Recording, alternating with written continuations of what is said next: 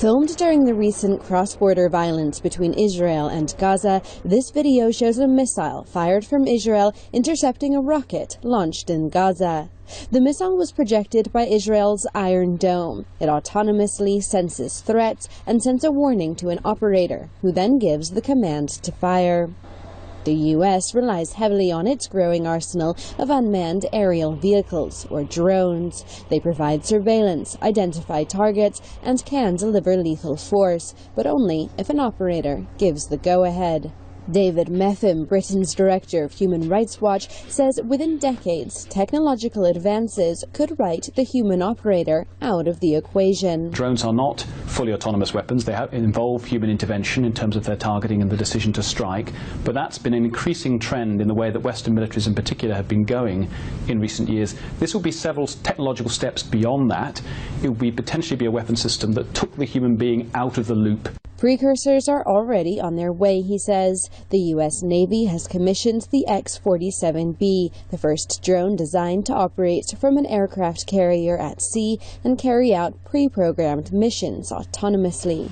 This machine, nicknamed Big Dog, can follow soldiers and Marines on foot over a range of terrains.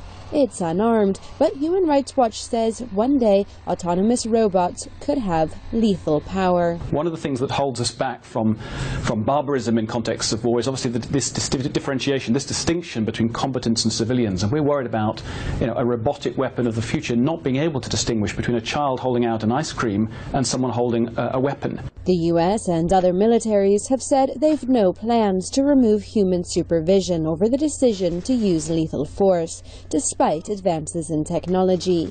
But Human Rights Watch says a global treaty should be put in place to ensure robots don't become 21st century killers.